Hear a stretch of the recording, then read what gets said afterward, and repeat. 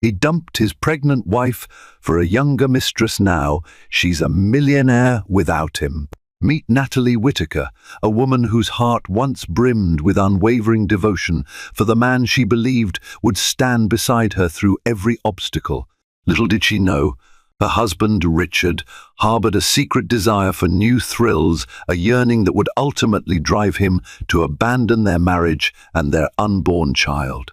What unfolds next is a tale of heartbreak, betrayal, and the extraordinary path that turned Natalie into a self-made millionaire. Now, with her success echoing from conference rooms to charity galas, she's the one calling the shots. Strap in for twists, turns, and a dose of karma you won't soon forget. Natalie Whittaker first noticed something was off when Richard started coming home late from his managerial job at Tennyson Real Estate. Richard had once been punctual to the point of obsession. He believed timeliness was the hallmark of a man with a plan. Then, without warning, he began working overtime. Initially, Natalie chalked it up to professional ambition. After all, they shared dreams of a comfortable home in the suburbs, perhaps starting a business together, and raising their soon-to-be child in a stable environment. She was 3 months pregnant, glowing with excitement and maternal anticipation. But the late nights grew more frequent. Richard's phone seemed glued to his hand, and he guarded it like a treasure chest of secrets. Whispers that once accompanied romantic confessions turned into curt one-liners. Natalie tried to reason with herself. Maybe the stress of an upcoming child was weighing on him. Maybe he felt the crush of financial responsibility. She tried to assuage her mounting suspicion with the logic of love that perseveres, love that forgives, love that endures life's storms. So she convinced herself that what truly mattered was the life within her, a growing spark of hope. Despite the hormonal fluctuations, the morning sickness, and the swirl of anxiety, she maintained a bright smile whenever he walked in the door. She still prepared him dinner, though the dinners often sat untouched because he claimed to have eaten at the office. She still tidied the living room, anticipating the moment he'd collapse on the couch and cuddle up with her to watch their favorite shows. But that moment never came. He was either too tired or claimed to have more work to do. One rainy evening, as thunder rattled the windows of their modest condo, Natalie was startled by the sound of the front door slamming. Richard, dripping from the storm, stood in the foyer glaring at her as though she'd committed some grave offense. Before she could greet him with her usual warmth, he threw down his soggy briefcase and muttered, "We need to talk." The tone sent a chill through her. Her heart pounded, because in those 4 words, spoken with cold finality, she sensed the unraveling of everything they had built together. Richard demanded that they separate. He spewed a list of reasons he wasn't happy. They'd grown apart. He wasn't ready for fatherhood. He needed freedom. The words assaulted Natalie in quick, cruel bursts, each one slicing her like the shards of a broken mirror. Her pleas and tears did nothing to soften him. It was as though he had steeled himself for this moment, forging a resolve that brooked no argument. He simply repeated, "This isn't working. I'm sorry." The desperation in Natalie's voice escalated. "We have a child on the way," she sobbed. "How can you do this now?" Richard's face registered a flicker of pain, but it vanished before she could fully recognize it. He replied with something she never expected to hear, "I know this is terrible timing, but I can't live a lie." She felt her world collapse. Every memory, the spontaneous road trips, the shared coffee runs at Starbucks on chilly mornings, the vows they exchanged in front of friends and family, now seemed meaningless. He was gone, and he was taking with him the naive innocence she once had about love and commitment. What Natalie didn't know at that moment was that this was only the tip of the iceberg. While she battled an avalanche of emotions, Richard had already orchestrated his exit strategy. He'd rented a pricey apartment across town, one far beyond what they could afford under normal circumstances. More shocking yet, he already had someone waiting there for him, a woman named Isabel, a bright-eyed 20-something who basked in the glow of Richard's attention and entertained him with her impulsive flirtations. And so began Natalie's harrowing journey, abandoned, pregnant, and desperate for answers.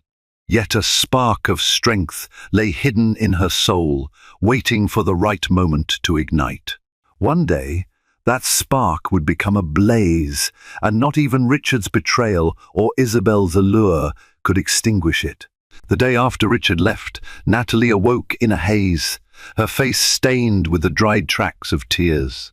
She stared at the empty side of the bed where he once slept, where his presence had been a comfort, a promise of unending love. Now that space felt like a gaping abyss, a testament to his abrupt departure.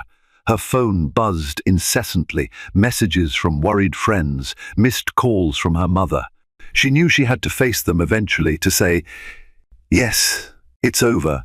Richard left." The prospect of uttering those words made her stomach churn. She kept turning the phone over in her hands, trying to summon the courage to open her messages. Even the simplest text, "Are you okay?" felt like a trap.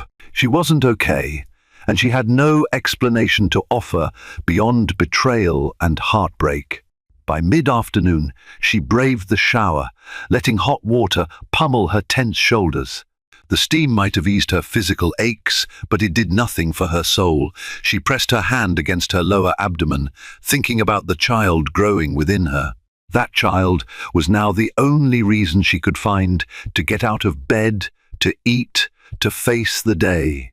The baby represented hope, a possibility that her future didn't end because Richard had chosen someone else. Determined not to let her emotions paralyze her, Natalie pulled on a comfortable sweater and leggings, then ventured out to the local grocery store. She needed essentials. The baby needed prenatal vitamins, healthy foods, and a stable environment. As she picked up fresh fruits and leafy greens, her gaze drifted to couples strolling by, a husband holding his pregnant wife's hand, a pair of newlyweds giggling over dessert choices. Her chest constricted at the stark reminder of everything she had lost. At the checkout line, she was greeted by a former neighbor from her old apartment building, Miss S. Turner, who was known for her unstoppable curiosity. "Natalie, dear, how is that handsome husband of yours?" The older woman chirped. The question stabbed Natalie in the heart, but she forced herself to smile politely. "He's not living with me anymore," she managed to say. Miss S. Turner's face crinkled with concern and confusion. "Oh dear, I'm sorry to hear that. You poor thing.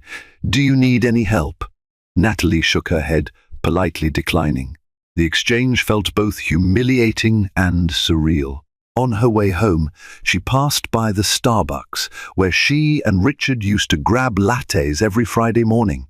A memory slammed into her, the first time they'd ventured there as a couple. He had teased her about her complicated order, a grand soy latte with extra foam, and she had teased him about his black coffee with 3 sugar packets. She could almost hear his laughter again, feel his arm around her waist as they stood waiting for their drinks. Now, the shop sign felt like a mocking ghost of the happiness she once knew. That evening, after unloading her groceries, Natalie sat on the living room couch, the silence thicker than any she'd known. She opened her phone at last and responded to her mother with a simple text. "Richard left. I don't know what to do, but I'm trying to cope. I love you, Mum." Moments later, her phone rang. It was her mother, frantically asking questions, voice trembling with concern. Natalie's resolve to keep it together broke. She wept openly, recounting the confrontation with Richard, the callousness of his departure, her confusion about the future. Her mother offered to fly in to support her. "No, Mum, I need to handle this on my own," she insisted. "I'll let you know if it gets too overwhelming." When she ended the call, there was a glimmer of pride within her tears. She realized something monumental. Her independence had always been there, beneath the layers of wife, partner, caretaker. She loved Richard, but she wasn't helpless without him. That night, she forced herself to write down the first steps toward her new reality.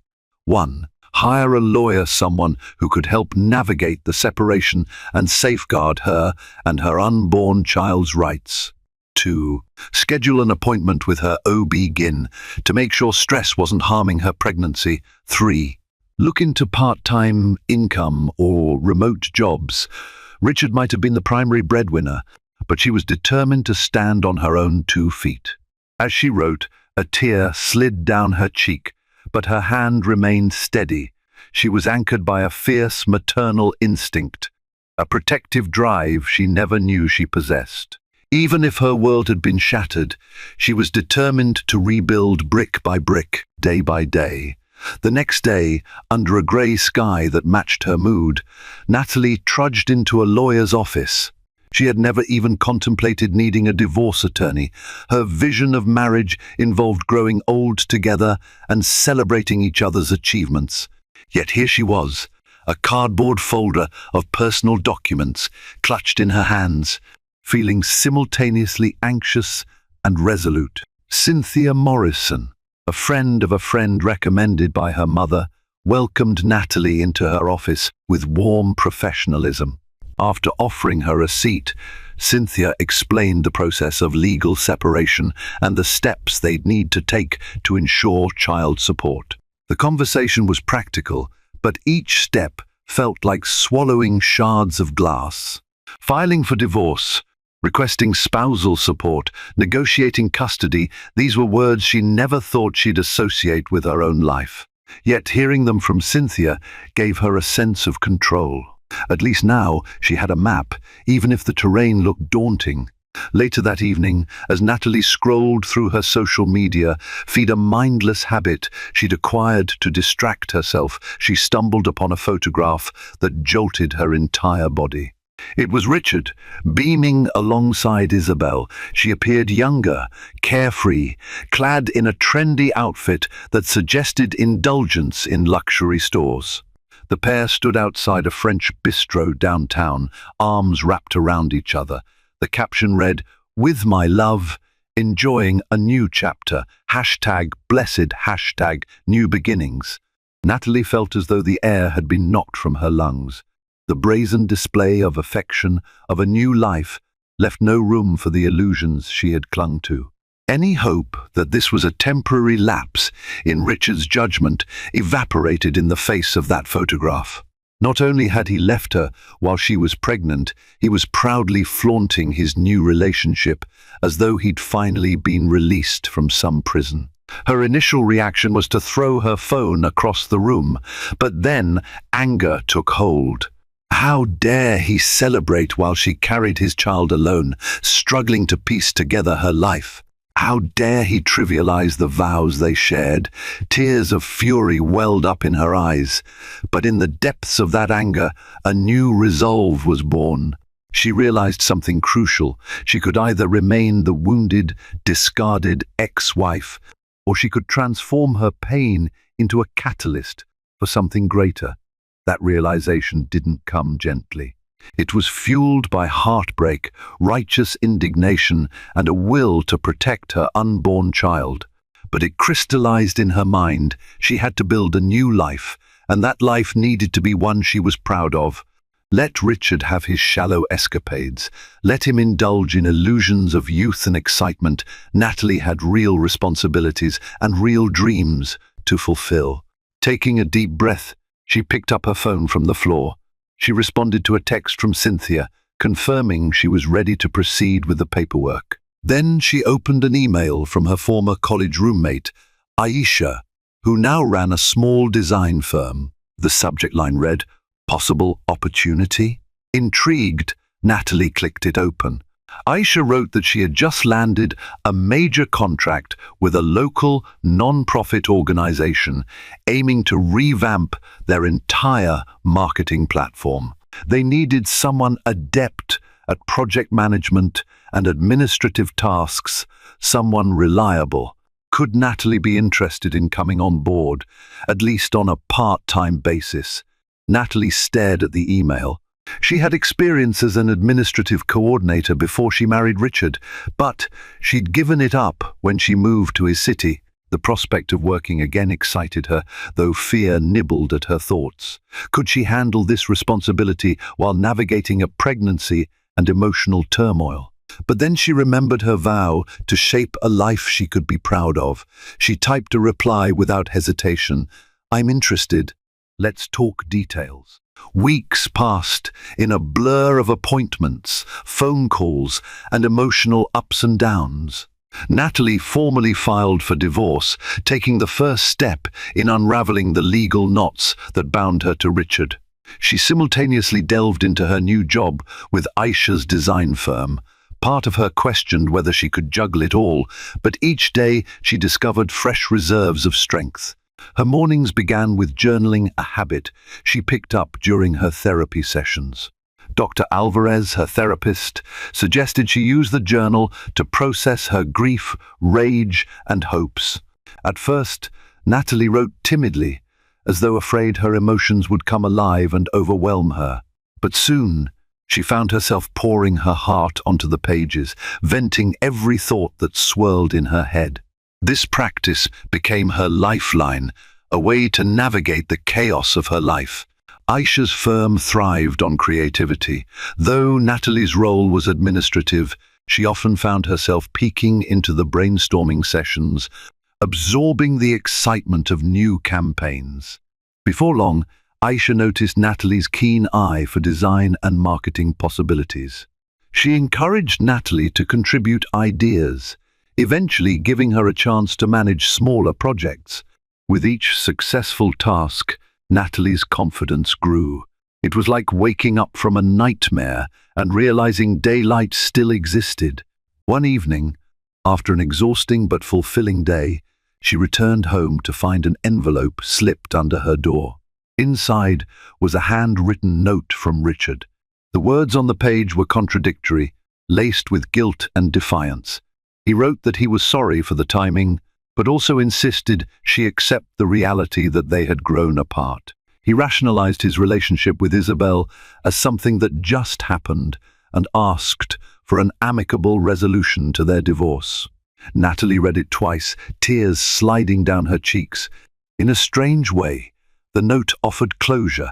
It confirmed that Richard's betrayal wasn't a momentary lapse, but a conscious decision. He was done, and so was she. Rather than respond with anger, she tucked the note away. She had more pressing matters, like her next ultrasound appointment. At the doctor's office, an ultrasound technician guided the transducer over her belly, and the screen came alive with the form of a tiny baby. The technician pointed out the developing hands, the heartbeat flickering like a small, determined light. Emotion overwhelmed her, but this time it wasn't just sadness. It was awe, wonder, and a fierce, protective love. She recorded the heartbeat and stored the ultrasound images in her phone. One day, her child would see that from the moment Natalie learned about her pregnancy, she fought every day to bring them a stable, loving world. On her way out, she decided to indulge in a warm drink at Starbucks. It was an emotional test, walking into the place she had always associated with Richard, but she realized that her memories didn't belong to him alone. They were a part of her life too, and she had the right to create new memories here. As she sat down with her latte, laptop open, she reviewed a marketing pitch she planned to deliver to Aisha the next morning. She felt the baby kick for the first time, a delicate flutter that nearly made her gasp out loud. A smile crept across her lips. In that moment, she felt the intangible shift, a sense that her life was not defined by Richard's abandonment, but by her choices. She was forging her own path, fueled by the love she had for her unborn child and the love she was learning to have for herself. While Natalie was diligently rebuilding her life, Richard and Isabel basked in their honeymoon phase. They moved into a luxurious high-rise apartment downtown, complete with a rooftop pool and a view that overlooked the city skyline. Isabel posted pictures on social media, each snapshot capturing exotic dinners, spontaneous getaways, and shiny gifts that Richard lavished upon her. Their captions read like taunts: living our best life, chasing dreams, power couple. It seemed, on the surface, that they were enthralled by each other's company. Behind the glitz, however, cracks were forming. Richard's job was demanding, especially now that he was paying for a penthouse he could barely afford. He was also receiving letters from Cynthia Morrison, Natalie's attorney, warning him about overdue spousal support payments. Whenever those letters arrived, Isabel would roll her eyes. "Can't you just handle this?" she would say, feigning disinterest. She liked the idea of being with a successful older man, but she didn't want to be burdened by the baggage of his previous marriage and pending child. Desperate to maintain Isabel's interest and keep up appearances, Richard worked longer hours, pushing for bigger sales at Tennyson Real Estate. The stress mounted, but he pressed on, convinced that he could provide Isabel with the lifestyle she seemed to crave. At the same time, he ignored Cynthia's repeated notices, convinced that he could somehow negotiate a minimal payout. After all, he rationalized, Natalie was capable of supporting herself. She had a new job, didn't she? However, those illusions of control began to slip when he discovered how determined Natalie truly was. The details of her legal demands were unyielding and entirely justified: child support, a fair share of their marital assets, and coverage for prenatal and postnatal health care. Richard grumbled to his own lawyer, complaining that Natalie was being unreasonable. His lawyer, a dispassionate man named Larson, disagreed. "She's entitled to these terms, especially considering your child's well-being," Larson said. "We can attempt negotiation, but the courts favor the mother, particularly in a case like this." That night, Richard returned home to find Isabel sprawled across the white leather couch, scrolling through her phone, a bored expression on her face. She didn't even look up when he entered. "Hey," she murmured, "did you close that big sale you mentioned? We need to book flights to Cabo next month." A flicker of annoyance crossed Richard's face. "I'm working on it," he said through clenched teeth. He tossed his keys onto a table strewn with designer shopping bags. The apartment was cluttered with items. Isabel had recently purchased a pair of brand-name heels, a Givenchy perfume set, and expensive decor pieces. Each new acquisition chipped away at the savings he once had, but he couldn't bear to voice his concerns. He was convinced that if he just held on a bit longer, a large commission would solve everything. Yet as he stood amidst all these tokens of luxury, pangs of regret gnawed at him. He thought of Natalie, the woman he once pledged to love forever. She had never demanded extravagance. She found joy in small things: a simple picnic, a weekend trip to the countryside, a heartfelt letter. Now, the only messages he received from her were reminders about legal obligations he had tried to avoid. Late into the night, Richard lay awake, staring at the ceiling. Isabel slept soundly beside him, oblivious to the turmoil swirling in his mind. A part of him whispered that his life had spiraled out of control, that he had made a grave mistake leaving Natalie. But he shoved that thought aside, convincing himself that if he could just secure the next big real estate deal, everything would be fine. This was merely a phase, a rough patch. His grander ambitions would triumph, and he would prove to everyone, especially Natalie, that he wasn't the villain she might believe him to be. Unbeknownst to Richard, the woman he left behind was no longer the passive, pleading wife he remembered. She was forging a new identity day by day, one filled with purpose, strength, and budding success. And soon, fate would place them both on a collision course that neither could have anticipated. For Natalie, life's turning points often arrived in subtle disguises. One such moment occurred on a chilly fall afternoon when Aisha invited her to a meeting at a local non-profit headquarters. The building housed a remarkable organization called Kids Path, which provided educational resources and mentorship programs for underprivileged youth. They were desperate for a new digital presence, a complete overhaul of their website, social media campaigns, and promotional strategies. As Natalie listened to the non-profit's director, a spark illuminated her eyes. Their mission resonated deeply. She had always cherished the idea of empowering children, giving them opportunities to succeed regardless of their socio-economic backgrounds. That synergy of personal passion and professional skill ignited a fire in her. She carefully took notes, asked pointed questions about their target audience and budget constraints, and proposed an outline for a phased project plan. By the end of the meeting, the director was visibly impressed. "You've got a sharp mind for strategy," she told Natalie. "We'd be thrilled to work with you on this." Aisha beamed, proud of her friend's newfound confidence. But she also recognized that Natalie might be capable of more than just project management under someone else's umbrella. Later that evening, after everyone had left the firm, Aisha pulled Natalie aside. "Do you ever think about starting your own consulting company?" she asked. Natalie's eyes widened. "My own company? That's a huge leap, Aisha. I'm barely holding it together as is." Aisha smiled sympathetically, gesturing to the visible baby bump. "I know you've got a lot going on, but your potential is undeniable. I see how you light up in these meetings. You're not just following instructions, you're leading. Maybe not now, maybe after the baby is born, but keep it in mind." That night, Natalie lay awake, pondering Aisha's words. The idea of running her own business intrigued her. She imagined a small consultancy specializing in marketing and branding for non-profits and socially conscious startups organizations that truly aim to make a difference. The notion of combining her professional expertise with a desire to do good in the world made her heart soar. Yet reality intruded.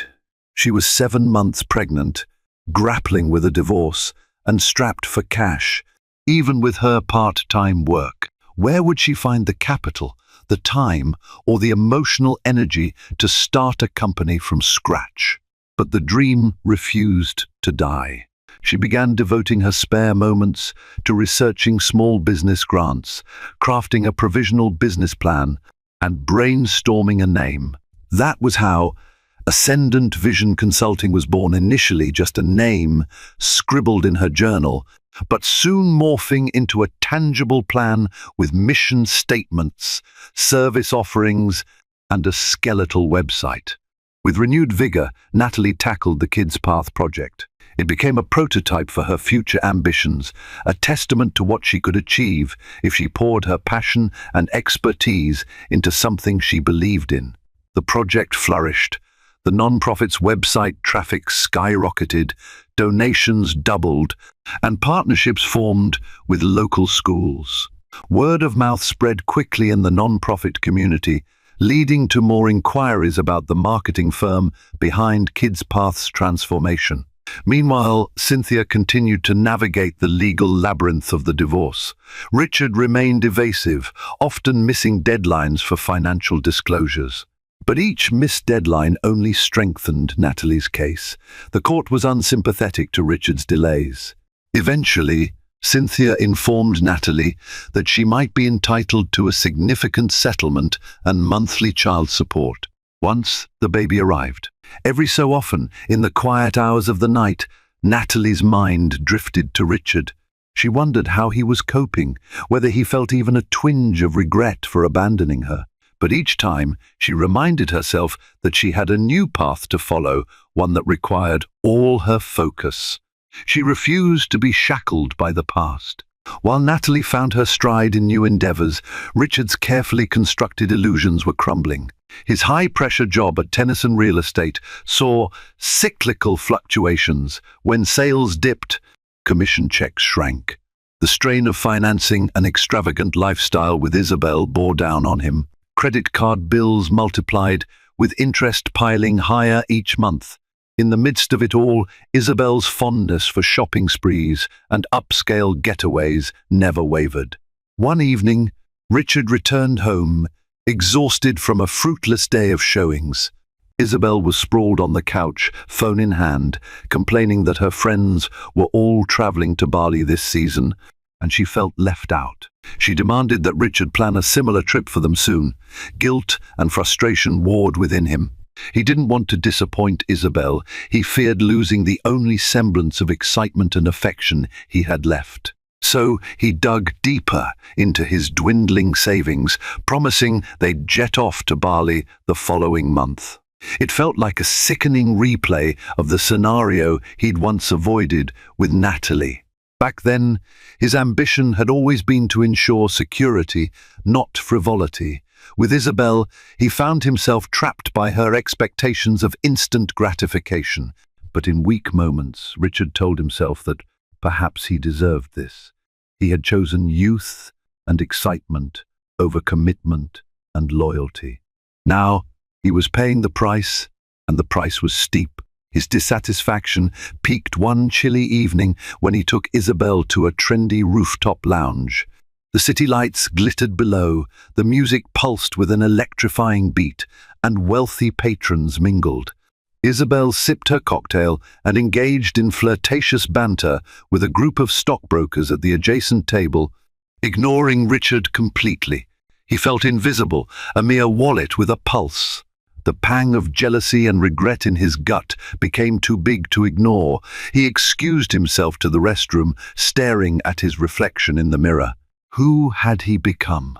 It struck him how lonely he felt, even in the presence of the woman he claimed to leave Natalie for. At least with Natalie, he never questioned his sense of belonging or self-worth. The mirror offered no comfort, only a reflection of a man tangled in mistakes. He returned to the table, feigning a smile. Isabel barely noticed. She was too busy showing off her new designer handbag to the stockbrokers. That night, while Isabel slept, he scrolled through social media out of habit and noticed something curious: references to a marketing success at Kids Path, a non-profit. Tucked within the congratulatory posts was a snippet of praise for Ascendant Vision Consulting, headed by the incredibly talented Natalie Whitaker. The words jolted him. He recognized that name. He knew that ambition, that flair for organization. His ex-wife was forging a path, one that apparently involved launching her own consultancy. A swirl of conflicting emotions gripped him. Pride, perhaps. Jealousy? Most definitely. Guilt? Overwhelmingly. He thought about messaging her, something along the lines of "Congratulations" or "I'm glad you're doing well." But an invisible barrier prevented him. How could he congratulate the woman he left when he was the one who initially doubted her potential? Instead, he shut his phone off and tried to sleep.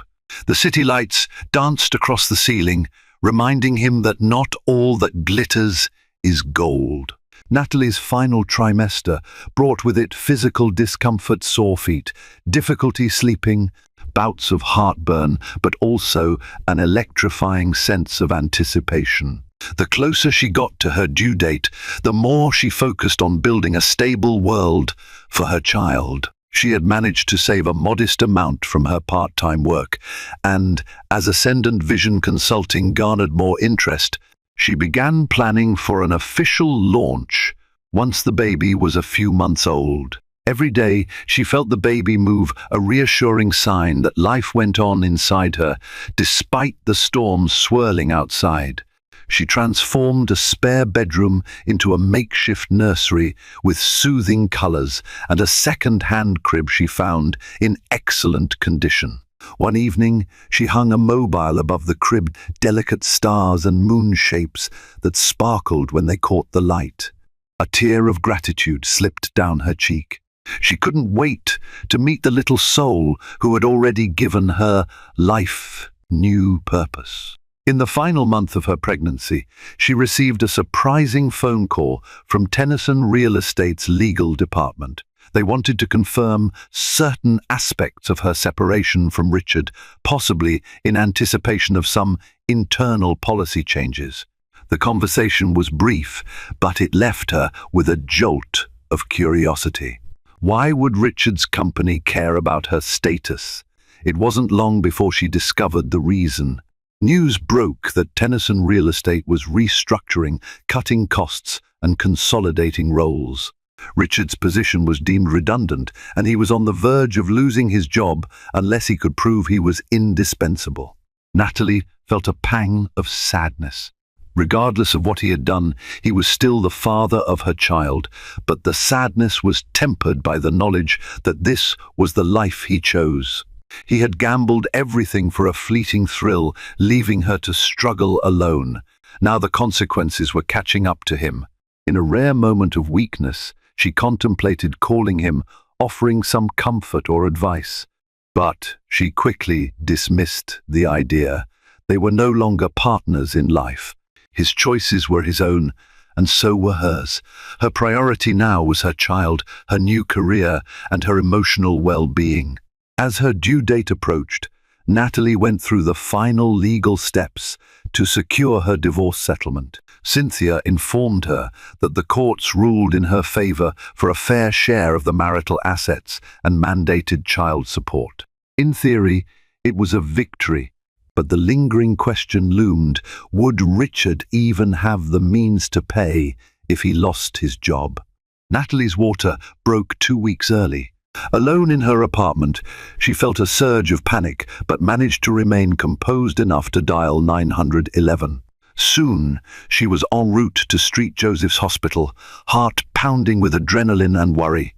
She had planned a more methodical approach to labor an overnight hospital bag, a steady drive to the maternity ward, perhaps a calming playlist. Instead, she found herself in the back of an ambulance, breathing through contractions. Her mother arrived at the hospital within hours, anxiety etched into her features. She fussed over Natalie, offering words of encouragement and wiping the sweat from her forehead. As the contractions intensified, Natalie clung to her mother's hand, tears mixing with sweat. "I can't do this," she whimpered at one point, but her mother, eyes brimming with empathy, whispered, "You already are, sweetheart. You're stronger than you know." After an agonizing labor, Natalie welcomed a tiny baby girl into the world. The moment the infant was placed on her chest, everything else receded: Richard's betrayal, the financial uncertainty, her worries about the future. None of that mattered in the face of the new life staring up at her with wide, curious eyes. She named her daughter Maya. In the days that followed, Natalie felt as though she were learning an entirely new language: diapers, midnight feedings, quiet lullabies in the small hours of the morning. Each time Maya cried, Natalie's heart clenched, but she discovered reservoirs of patience and love she never knew she possessed. Exhausted but joyful, she often simply watched Maya sleep, marveling at the miracle of her existence. Richard didn't visit. Part of her had expected that. He sent a text, a curt hope, "Everything went well, congrats." She didn't bother responding. She was busy savoring the magic of these first moments with Maya and adjusting to a world in which she was the sole provider of comfort and security for this tiny human. Nevertheless, the specter of financial realities still hovered. Hospital bills were steep, even with insurance. Although the court mandated that Richard share the burden, Natalie knew that enforcement could be a battle. For now, she felt compelled to focus on her recovery and her baby. Thoughts of pursuing back payments or legal threats would come later. One Sunday evening, as she gazed at Maya sleeping soundly in the crib, Natalie felt a surge of motivation. In that moment, she vowed to give her daughter a life filled with love, opportunity, and security. She vowed to show her daughter that even when you've been cast aside, your worth lies in your own hands. She vowed to stand as an example of resilience and ambition, because love, once shattered, can be rebuilt in unimaginable ways.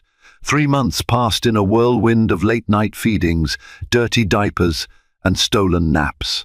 It was chaotic yet rewarding, and amidst it all, Natalie found pockets of time to refine her business plan for Ascendant Vision Consulting. The success of the Kids Path campaign had sparked interest among other nonprofits, and offers for freelance work trickled in even as she was nursing Maya. Determined to seize this momentum, Natalie registered Ascendant Vision Consulting as an official business.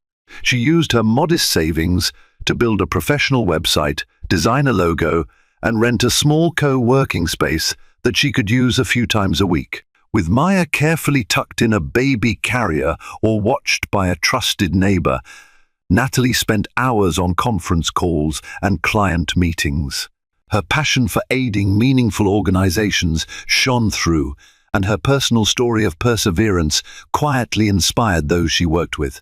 Cynthia, seeing Natalie's resilience, urged her to pursue the financial support mandated by the court. Richard, however, had become elusive. Rumors circulated that he was let go from Tennyson Real Estate after a failed attempt to salvage a major account. Word on the grapevine suggested he was scrambling for freelance gigs, his polished lifestyle slipping through his fingers. Isabel's social media posts had turned bitter, filled with subtweets about broken promises and needing real men who can provide. The relationship was on rocky ground. Natalie felt a twinge of pity for him, but mostly she felt relief that she no longer bore any responsibility for his choices. She had her own battles to fight, raising Maya and elevating Ascendant Vision from a local curiosity to a reputable consulting firm. And fight she did. Her business acumen soared through trial and error. She spent sleepless nights studying marketing trends, devouring books on entrepreneurship, and perfecting her client pitches. Aisha continued to offer support from her own design firm, occasionally collaborating on joint projects that showcased both their strengths. Together, they delivered stunning campaigns for clients in education, community outreach, and environmental sustainability. Slowly but surely, Ascendant Vision became profitable. Clients shared testimonials praising Natalie's work ethic, her ability to empathize with organizational values, and her knack for delivering outstanding results within tight budgets. Before she knew it, she was speaking at local entrepreneur meetups, sharing her story of personal reinvention. Each time she mentioned her journey, pregnancy, heartbreak, and forging a new life, audiences were riveted. After her talks, people queued to hand her business cards, propose partnerships, or simply express their admiration. Life was still hectic. Maya's presence meant that any semblance of a rigid schedule was impossible, but Natalie learned to adapt. Some days, she conducted business calls while bouncing Maya on her knee. Other days, she typed proposals at 3 a.m. after Maya finally fell asleep. Yet through the exhaustion, a sense of purpose fueled her. She was building a future for herself and for her daughter. Amid the flurry of new contracts, speaking engagements, and media buzz around Ascendant Vision, Natalie received an email that nearly made her heart skip a beat. It was from Tennyson Cares, an offshoot philanthropic program started by Tennyson Real Estate. They were hosting a charity gala to fund scholarships for young adults pursuing careers in sustainable housing. The email extended an invitation for Ascendant Vision Consulting to participate as a partner, helping to bolster their marketing strategy. The invitation was surreal. Tennyson Real Estate was the very company that once employed Richard, the company indirectly linked to her tumultuous past. She wondered if the invitation was merely an automated outreach to various agencies, or if someone there specifically requested her firm. Either way, it felt like a full circle moment. Though trepidation fluttered in her stomach, she refused to let personal history derail potential growth. Ascendant Vision was bigger than her past with Richard, and the philanthropic nature of the gala aligned well with her company's mission. She accepted the invitation, meticulously preparing a presentation that showcased how Ascendant Vision could amplify the reach and impact of the scholarship fund. On the day of the meeting, she wore a modest but professional suit, her hair neatly pulled back. A wave of nerves threatened to overtake her as she stepped into Tennyson's gleaming skyscraper, but she reminded herself that she was there on behalf of her business, her future, and her daughter. Inside a spacious conference room, she was greeted by a team of Tennyson executives and PR managers. The meeting commenced smoothly. Natalie delivered her presentation with poise, illustrating the actionable steps they could take to connect with potential donors, highlight success stories, and create engaging content. She referenced her previous success stories, using data and anecdotes to prove Ascendant Vision's credibility. Midway through her presentation, the door opened, and in walked Richard. He looked a shadow of his former self, thinner, dark circles under his eyes, the confident swagger gone. She paused, her voice catching for a split second. He froze at the sight of her. The room went silent. Trying not to let her composure slip, Natalie continued, but she could feel Richard's gaze drilling into her. When she finished, the room erupted in applause. The Tennyson executives were visibly impressed. One of them stood to shake her hand. "That was brilliant," he exclaimed. "We'd love to have Ascendant Vision on board for this project." Natalie graciously accepted, ignoring the fact that Richard was lingering near the back, waiting for everyone to disperse. Once the meeting concluded, the executives filtered out, leaving the two of them alone for the first time since he'd walked out on her. The tension was palpable. He opened his mouth to speak, his voice shaking. "Natalie, She cut him off gently, not out of malice, but because she felt no need to hear his explanations or apologies anymore. "I'm glad you're well, Richard. Let's keep this professional." Her tone was calm but resolute. His eyes darted to her left hand, noticing the absence of a wedding ring. "I heard about your success, about the baby," he said softly, almost wistfully. She nodded, offering no details.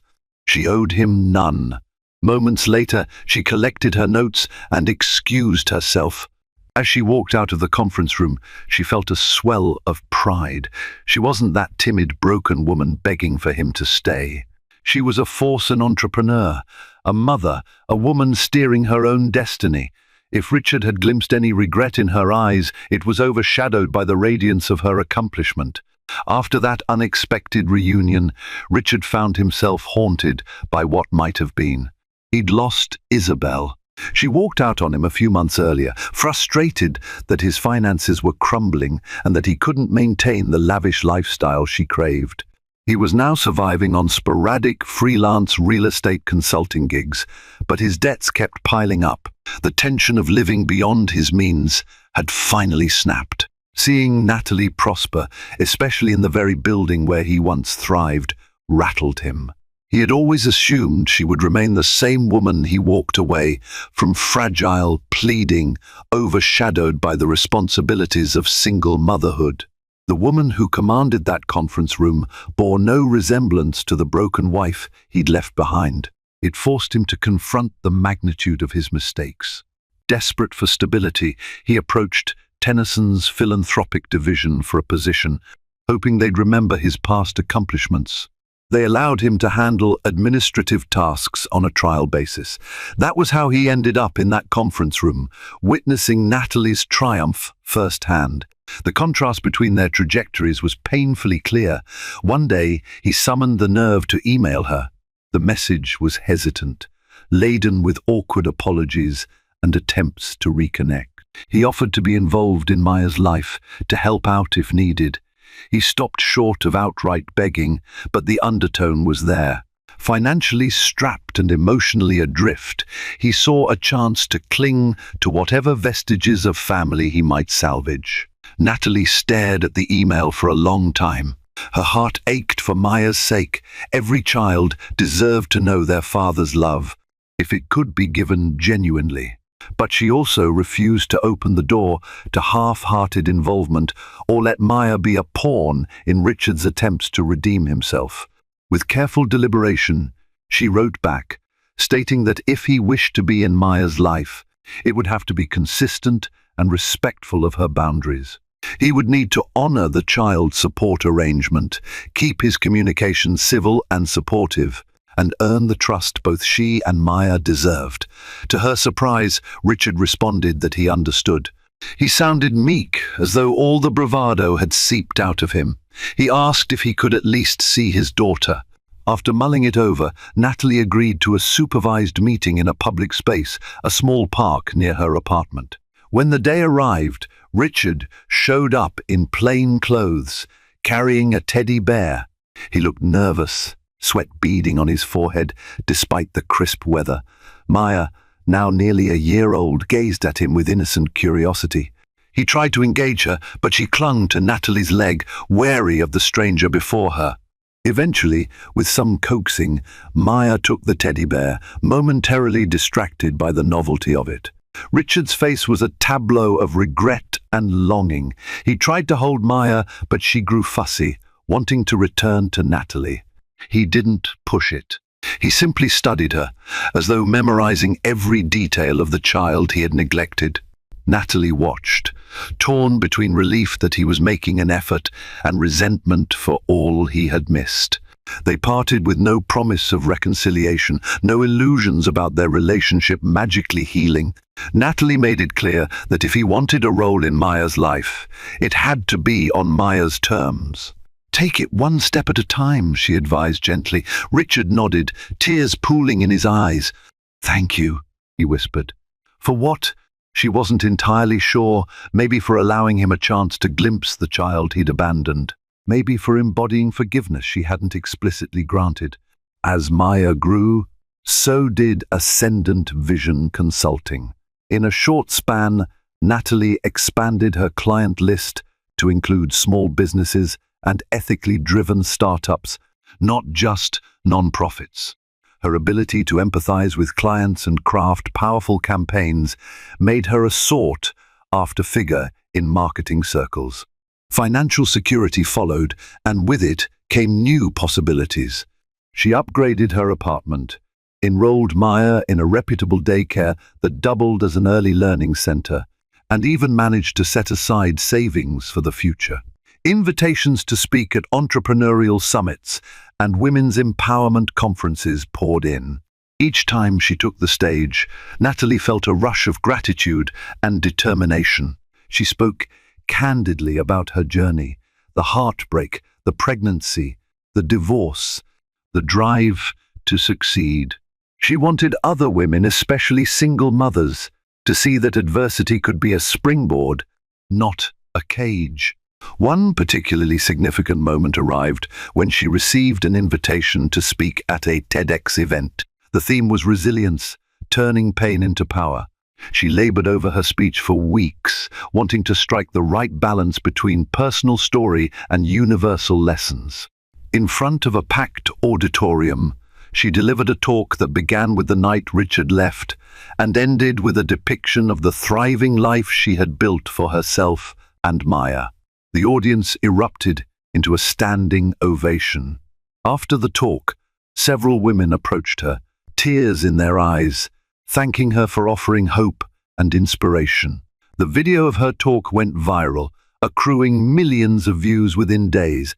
Requests for interviews and collaborations skyrocketed. The sudden fame felt surreal, but Natalie took it in stride.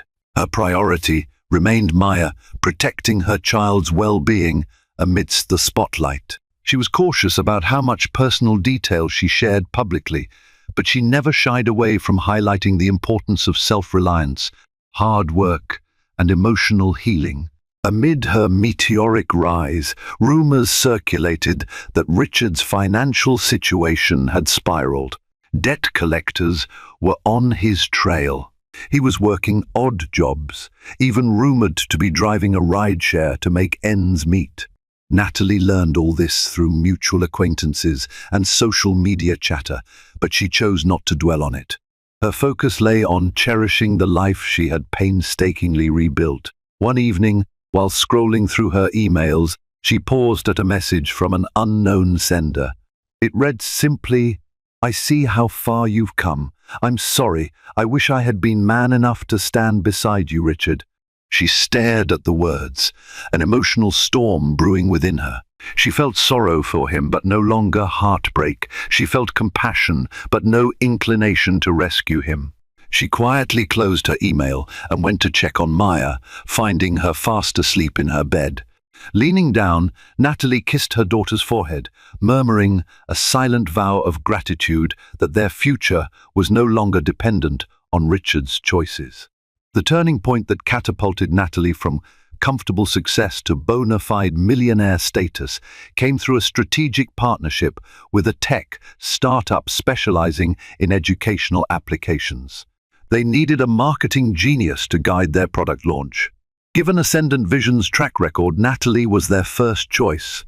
The startup soared, their app revolutionizing how children accessed learning materials online. In exchange for her services, Natalie had negotiated a partial equity stake idea. She borrowed from reading business case studies during her late-night study sessions. When the startup went public, her shares turned into a life-altering windfall. Almost overnight, her net worth shot past the $1 million mark. She recalled the day she checked her online trading account to see the numbers. A wave of astonishment nearly knocked the wind out of her. She'd officially become a millionaire. The magnitude of it felt both exhilarating and sobering. She remembered nights spent wondering how she'd afford diapers, how she'd put food on the table without Richard's support. Now she had the means to ensure Maya's future and fund causes she cared about. True to her roots, Natalie didn't plunge into extravagance. She maintained a comfortable home with a proper room for Maya and upgraded a few essentials. But the bulk of her newfound wealth went into business expansion and philanthropic endeavors. She set up a scholarship fund for single parents pursuing higher education, naming it the Whitaker Scholarship for Resilience. The press lauded her as a champion of empowerment, a woman who turned adversity into impact. Meanwhile, Richard's life spiraled further. The loss of his job and the burden of insurmountable debt forced him to file for bankruptcy. Isabel was long gone, posting about her new love on social media with no acknowledgement of her past. Richard took odd jobs, eventually settling on a modest apartment in a less affluent part of town. The lavish furniture, the panoramic views, the designer clothes, all were repossessed, sold off, or abandoned. One day, as Natalie was driving back from a charity event, she glimpsed a figure that looked unsettlingly like Richard. Standing at a bus stop, she wasn't entirely sure it was him, but the stooped shoulders, the haunted eyes, those details registered in the corner of her vision. She kept driving, heart pounding. In a swirl of conflicting emotions, she knew that if it was indeed Richard, he had sunk to a place she never imagined he would be. It was a stark reminder of how drastically life can shift when fueled by poor choices and selfish motives. She breathed a silent prayer for him, though it was unclear what she prayed for his redemption or simply to let go of whatever lingering ties her heart still held. In that moment, she felt only gratitude for the path she had chosen. She had faced heartbreak, betrayal, and the daunting task of single motherhood. And she had risen above it all, forging a life built on integrity, resilience, and love for her daughter. Indeed, she was a millionaire without him, but more than that, she was whole, confident, and free. Thank you for joining me on this turbulent yet triumphant journey of love, lost, self-discovery, and unwavering determination. Natalie's story stands as a testament to the power of resilience, proving that even the deepest heartbreak can become the cornerstone for a remarkable new life. She refused to let betrayal define her, transforming hardship into an empire of her own, making one that benefits not just herself, but also the world around her. If you found inspiration in this tale, please take a moment to like this video, share it with someone who might need a spark of hope, and subscribe for more stories that illuminate the incredible strength hidden within the human spirit. Your support helps spread these messages of courage, empowerment, and second chances. Thank you for watching, and remember, every ending can become a powerful new beginning if you choose to rise. Do you believe that walls can talk? That sometimes the very bricks around us hold stories too raw, too tangled to speak aloud? This is the story of a man who shattered hearts and trust in one swift stroke, erasing his unborn baby's name from the nursery wall. Little did he know that fate would carve that same name into the towering facade of his company's newest building. Love, ambition, betrayal, and redemption twist through every corridor of this tale. Buckle in for a journey that delves into hidden pasts and uncertain futures, where every character holds a key to a devastating secret. The late afternoon sun streamed through the tall windows of Alexander Haven's corner office at Horizon Global Ventures. The golden light cast a halo on the gleaming awards and plaques that lined the walls, each one echoing the success that the Haven family had worked generations to achieve. Alexander, a tall, imposing figure with silver-streaked hair at just 38, leaned back in his leather chair, drumming his fingers on the polished mahogany desk. His gaze cold and distant, fixed on an ornate pen, an anniversary gift from his wife, Cassandra. In that moment, the pen symbolized everything that had once been simple and hopeful in his life. Now it only served as a reminder of secrets he had kept, the people he had hurt. He had always prided himself on his ability to control every variable in his life. But as the afternoon light drifted across the office, he realized control had slipped through his fingers the very day he found out Cassandra was pregnant. They had never spoken much about children before. Sure, there were the passing fantasies of a large family, or a small one, depending on the day, but their careers always took center stage. Cassandra was a brilliant architect who had designed luxury estates from London to Bali. It was her passion, her calling. She had come from a humble background, and each building she created was a testament to how far she'd climbed. Alexander's phone buzzed. The name on the caller ID read Cassandra, and he felt a rush of guilt swirl inside him. She'd called 5 times that day, and each call had gone to voicemail. Now, perhaps out of reflex, he answered. Cassandra's voice was tight. She used his pet name, though the warmth that usually accompanied it was missing. "We need to talk. I'm at the house." Alexander swallowed. "I'll be there soon." He left the office without a backward glance, ignoring the stares of his employees as he stalked past glass-walled conference rooms.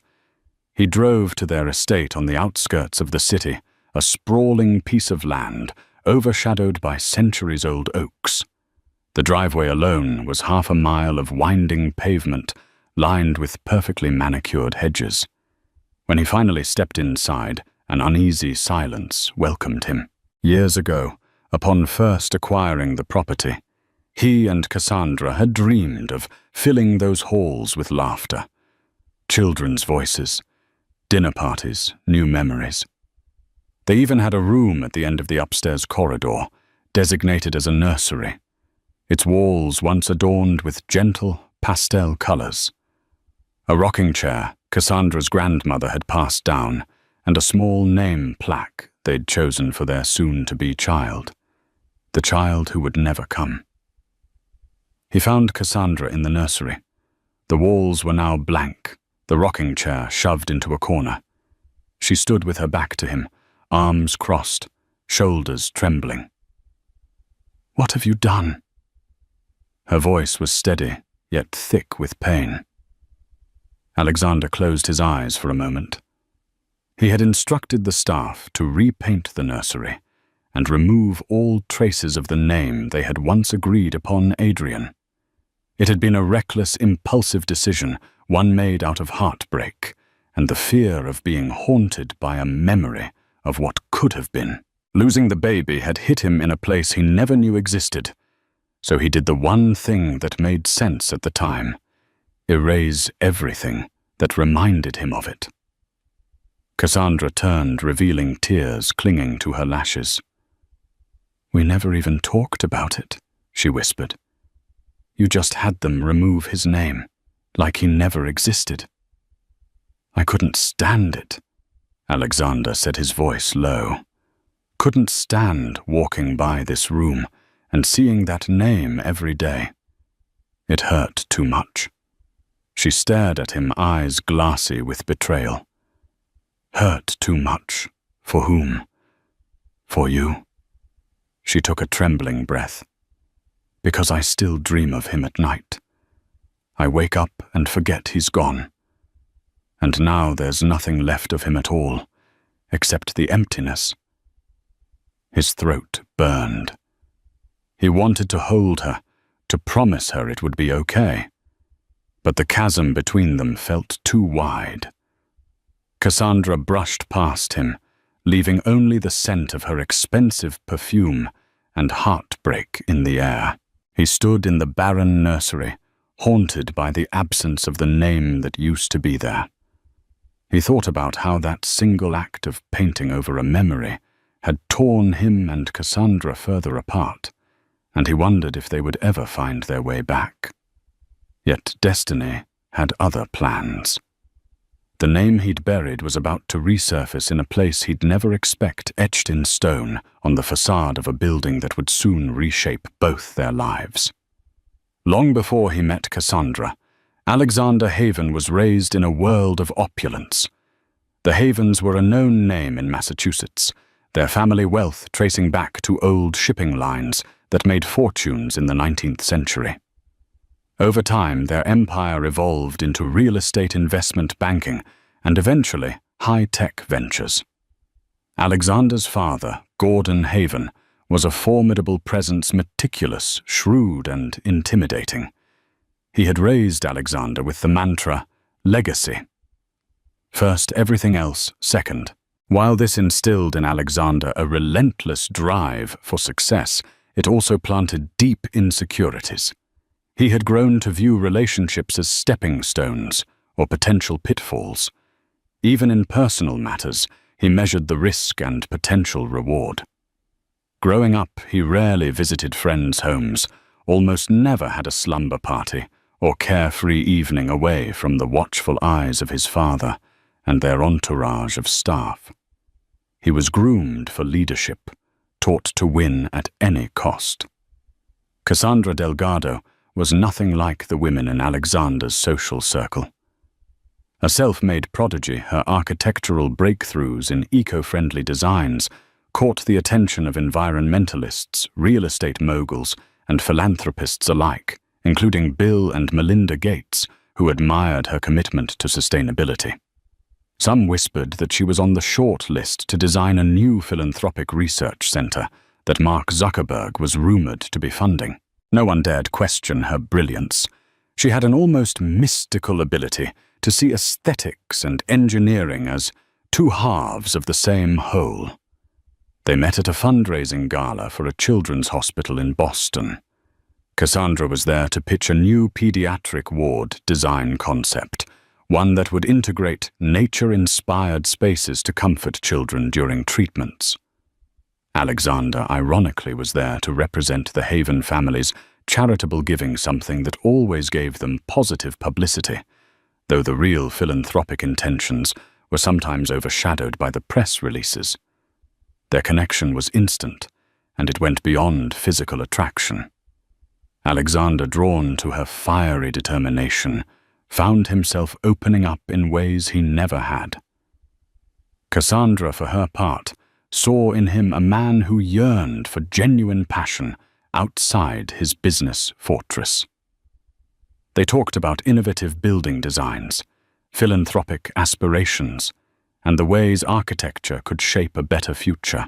Where Alexander was methodical, Cassandra was creative. Where he built walls, she tore them down. They married quickly, too quickly, some said, and formed what Boston's high society regarded as the power couple of the decade. At first, Alexander integrated Cassandra into the Haven empire, seamlessly trusting her insight to innovate in areas where the family's vision had grown stale. In turn, she reveled in the resources the Haven family's wealth provided, designing experimental complexes, advanced living facilities, and eco-conscious high-rises. Yet as the months wore on, Alexander's father Gordon began to question Cassandra's long-term loyalty. She wasn't from their world. Old money had a certain set of unspoken rules, and Cassandra wasn't one to follow them blindly. Over time, tensions rose. Cassandra refused to let the Haven name overshadow her personal identity. She pressed for her own brand recognition in architectural circles, which Gordon felt threatened the collective family prestige. Alexander stood uncomfortably between his father and his wife, often appeasing one at the expense of the other. Then came the pregnancy. For a moment, everything looked bright. Both Alexander and Cassandra believed that introducing a new life into their family might unify them in a deeper way. Gordon, too, softened at the idea of a grandchild to continue the Haven line.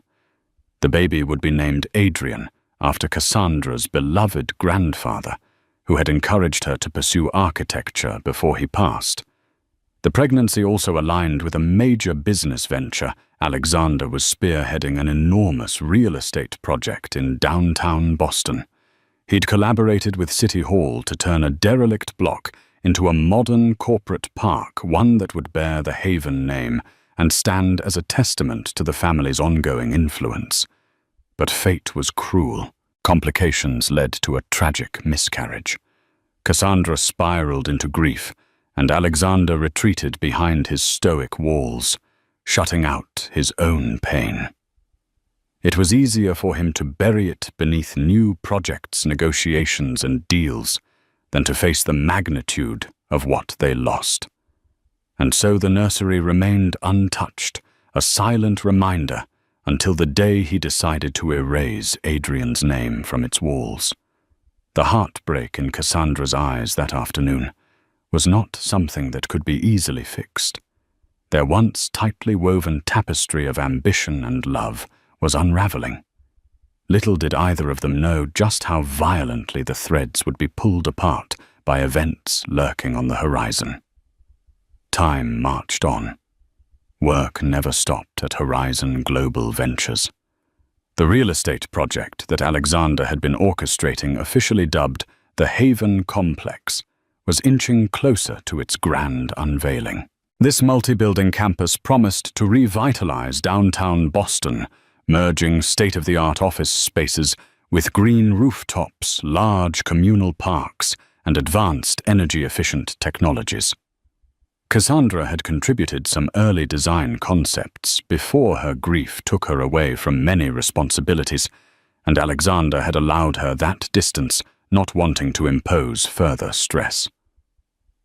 One crisp morning, Alexander's mind was spinning through a dozen tasks as he stepped out of his black SUV in front of the nearly completed Haven complex. He was there to do a final walkthrough before the massive media event scheduled 2 weeks later. Broad columns flanked an enormous plaza in the center of the development, lined with glass-clad towers that reached skyward. The sweet tang of fresh cement and the buzz of construction filled the air. His team of architects and investors trailed behind him, bustling with excitement to show off the progress. Alexander nodded politely, scanning the site with a practiced gaze. They crossed the plaza and approached the main tower, which soared upwards in shimmering glass and steel. A large ceremonial wall next to the entrance was reserved for a special unveiling, an inscription dedicated to the vision and future of the Haven legacy. Rumor had it that Alexander intended to carve a quote or place an emblem to commemorate the family's dedication to progress. Just as they were about to enter the tower, the site manager Miriam Kelly hurried up to Alexander with an odd look on her face. "Mr. Haven," she said, pushing her black-rimmed glasses up her nose. "We've discovered something on the decorative facade. It wasn't part of the official design, but it appears to be etched deep into the stone. It will take significant effort and time to remove." Alexander raised an eyebrow. "Etched like graffiti?" "Not exactly. It's a name, sir." She paused, swallowing hard. "Adrian." In an instant, Alexander's heart dropped. He stiffened. The mere mention of that name here in the heart of his largest development felt like a cosmic punch to the gut. "How did it get there?" he demanded, voice taut. "We're still investigating," she replied, voice hushed. "It's small, but it's chiseled in a way that's deliberate, with actual stone carving techniques. Not just some random tagger with a spray can. It's on a corner of the decorative stone panel just to the right of the building's main entrance. We can remove it, but it will leave a visible patch unless we replace the entire panel, which might take weeks to reorder and install." A swirl of memories and guilt flooded Alexander. He could still see Cassandra's tear-stained eyes the day he repainted the nursery walls. Why here, why now?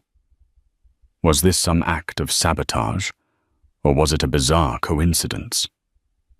He turned to his team, feigning some control. "Gather the crew. Let's see this for ourselves."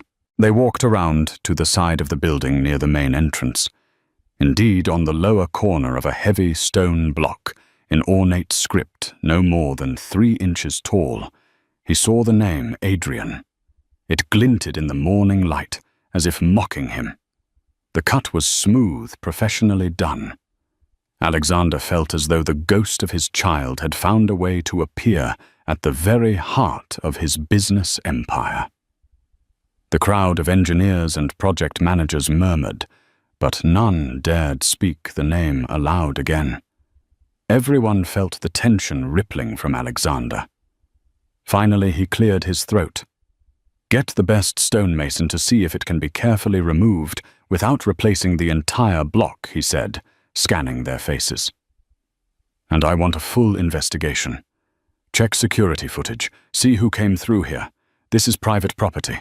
There must be cameras." Miriam nodded. "Yes, Mr. Haven." As the group filed away, Alexander stared at the etched name. Questions churned in his mind. Was someone trying to torment him? Or was it Cassandra, grappling with the memory of Adrian in her own anguished way? He knew she was a talented designer, but stone carving was not her skill set. Still, doubt flickered. He traced the letters with his fingertips, fighting the tightness in his chest. Adrian. A child who never got a chance at life, but who somehow kept reappearing. No matter how hard he tried to erase the name, it found its way back. The day after discovering the name on the building, Alexander hardly slept. Anxiety wrapped around him like a vice fueled by a new wave of tension at home. Cassandra, though physically present at their estate, felt emotionally distant. She had withdrawn to her personal design studio behind the house, offering no explanation for her absences or solitary nights. At the office, Alexander was met with an undercurrent of gossip. Employees whispered in hallways, exchanging glances when he passed. He knew they suspected something that the etched name must hold personal significance. The Haven Empire might have soared on the wings of success, but it also flew through corridors built on secrets and half-truths. Desperate for answers, Alexander plunged himself into the security footage from the site. Along with Miriam and a small group of trusted IT specialists, He spent hours scrubbing through camera angles. They found little out of the ordinary, no suspicious intruders, no after-hours trespassers. The building's exterior cameras had either not been angled to that specific patch of stone or were obscured by scaffolding. It was possible that someone had hidden in a blind spot, but a near-total blank didn't satisfy him. He was certain there had to be more. Someone must have had both motive and access. Then a glitch on one camera's timestamp caught his eye. A short segment no more than 15 minutes was missing from the official logs. He turned to the IT specialist, a wiry young man named Conrad. "You see this?" Alexander said, pointing to the gap. "We're missing footage between 2:30 and 2:45 a.m. last Tuesday." Conrad tapped on his keyboard, sweat forming at his temples. "It looks like a forced corruption in the data.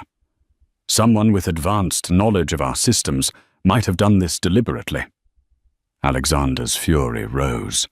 He felt his hands clench into fists. "We pay for state-of-the-art security, yet here we are.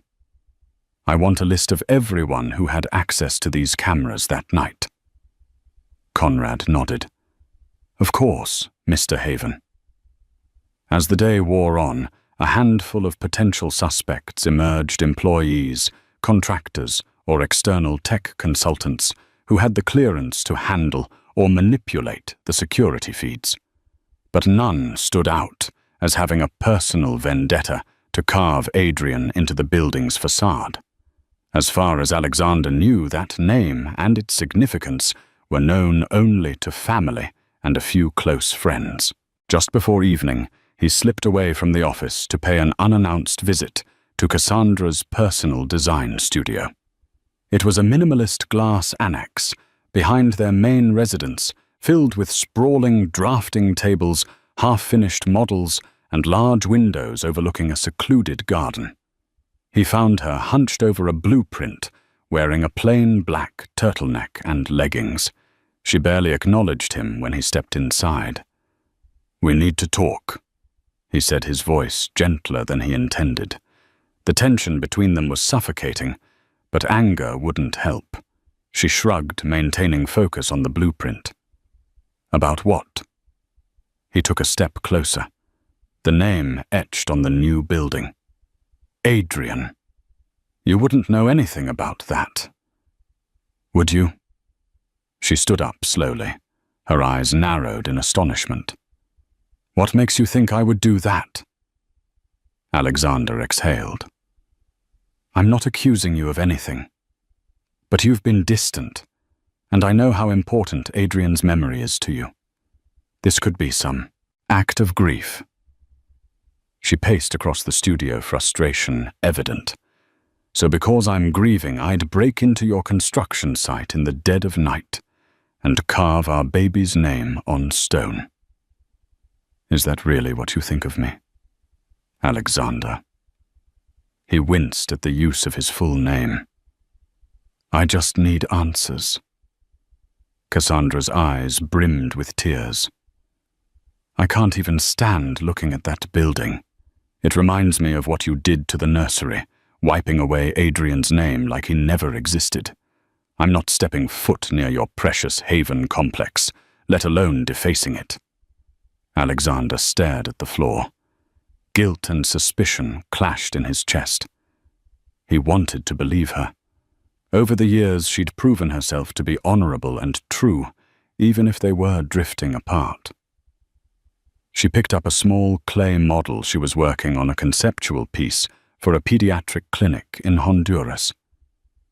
"This is how I honor Adrian," she said softly, tapping the model. "By designing places that help children. Because that was our dream, wasn't it? To do something meaningful for families. That dream died a little the day you repainted that room." "Stung?" Alexander nodded, unable to muster a response. He turned to leave, pausing at the door. "If you remember anything that might help, or if you see anything suspicious, you'll tell me." She nodded, though her expression made it clear she believed if Alexander really cared about her, he'd know how deeply he'd wounded her. He left the studio feeling colder than when he'd arrived. Over the next week, Alexander's frustrations mounted. His father Gordon, who had been conspicuously absent for months, supposedly overseas on business, unexpectedly returned. Gordon always had a knack for appearing at the worst possible time. One evening, he summoned Alexander to the Old Haven mansion in Beacon Hill, the historic family seat that Alexander had avoided since his childhood. Alexander arrived to find Gordon waiting in the study, a cavernous room lined with dusty tomes and antique furniture that smelled like old leather. 2 crystal glasses of expensive cognac sat on the table untouched. Son Gordon said, his deep voice echoing. "I've been hearing rumors. Something about the name Adrian carved into your new building. Care to explain?" Alexander's jaw clenched. He'd never told his father the baby's name. That was a conversation he and Cassandra had reserved for themselves, at least until the time was right. But perhaps gossip traveled faster than respect for privacy in Boston's elite circles. "Nothing to explain," Alexander replied, forcing calm. "It's vandalism, and I'm handling it." Gordon's expression was measured. "I understand losing a child is hard, but you need to keep your head in the game. The city is watching, the press is circling. You're set to be the face of this grand opening. Anything that smells of scandal or strife will tarnish the Haven name." Alexander's shoulders tensed. "Is that all you care about? The name not once have you asked how Cassandra or I are coping." Gordon's straightened lips pressed into a thin line. "Grief is personal. I'm not your therapist, but I do know the family legacy must remain intact. If you can't manage to keep it that way, I will step in." The threat lingered in the room like a noxious gas. Alexander took a long sip of the cognac, letting the burn steady his nerves. He was used to his father's cold approach to family matters. Showing vulnerability in front of Gordon was akin to bleeding in shark-infested waters. "That won't be necessary," Alexander said, determined. "I've got it under control." Gordon nodded, but the glint in his eyes said otherwise. "I trust you'll do what must be done." Their conversation ended abruptly. Alexander left, feeling the old mansion's oppressive weight crushing him. He hated that place. It reminded him of lonely childhood nights locked away in a stiff bedroom, while tutors and nannies drilled into him that everything was about legacy and image. Back at the estate, he found Cassandra's design studio empty. A quick text revealed she had gone to New York for a last-minute architecture symposium. In the past, she would have told him about any travel plans. He knew she was pulling away, forging her independence again, and it both frightened and angered him. Days marched on with no new leads about the carved name. The IT team found no conclusive evidence, and the stonemasons insisted it would cost tens of thousands of dollars to fix the etched stone, and that was assuming the project schedule could accommodate such a significant delay. With the grand opening fast approaching, Alexander faced a choice: reveal the name at the event, and risk a media circus, or patch it in a rushed manner, leaving an obvious scar on what was meant to be a pristine facade. He tried to push it from his mind by immersing himself in finalizing the details of the opening ceremony. He'd invited a roster of high-profile personalities, local politicians, celebrities, and philanthropic figures, even hoping to secure a cameo from Warren Buffett, who was rumored to be investing in a sustainable housing initiative. The event in many ways was a tribute to the Haven Empire's commitment to the future. Yet as the big day loomed, Alexander couldn't shake the eerie feeling that the name Adrian was more than a mere vandalism or cosmic coincidence. It felt like a reckoning for the callous way he had tried to paint over the nursery, to bury the sorrow too quickly. At last, the morning of the grand opening arrived. A crisp autumn breeze whipped through downtown Boston, sending leaves swirling around the newly laid plaza. Technicians bustled, finalizing the stage and sound systems. Towering banners bearing the Haven family crest fluttered from newly installed flagpoles. Alexander had spent the previous night practicing his speech in front of a mirror. He stood now backstage, wearing a tailored charcoal suit. Journalists with cameras angled for the best shot. Officials from City Hall mingled, and a small band rehearsed soft classical tunes. Despite the outward pomp, his mind was a tempest. He glanced at his phone, hoping to see a text from Cassandra, but there was nothing. She was back in Boston, but had not confirmed her attendance. He drew a slow breath, stepping onto the stage, as the announcer introduced him with a flourish. His speech began smoothly enough, praising Boston's heritage, the dedication of the City Council, the employees of Horizon Global Ventures, and the bright future symbolized by the Haven complex. He had a practiced way with words, honed by years of press conferences and philanthropic galas. Then his eyes caught a glimpse of someone unexpected in the crowd, Cassandra. She stood at the back, arms folded, her expression unreadable. For a moment his voice faltered, but he forged ahead. Applause peppered his speech. Lights flashed, cameras rolled. He concluded with a statement on legacy, how the Haven family strived to build not just buildings, but also hope for the next generation. The audience clapped politely. Alexander turned, motioning toward the large drape that covered the ceremonial inscription on the wall near the building's main entrance. As the drape fell away, it revealed the words, "For innovation, for progress, for the future." The crowd erupted in cheers, but the stone just beneath still carried the small yet haunting name, Adrian, now partially obscured by a subtle attempt at patchwork. The name remained legible up close, and soon curious murmurs rippled through the attendees. The tension in Alexander's stomach coiled. He stepped down from the podium, greeting officials and exchanging forced smiles. Media swarmed, some noticing the strange etching on the stone. He braced for the questions, though he prayed none would come. Yet they did. "Mr. Haven, can you comment on the name etched beneath your new inscription?"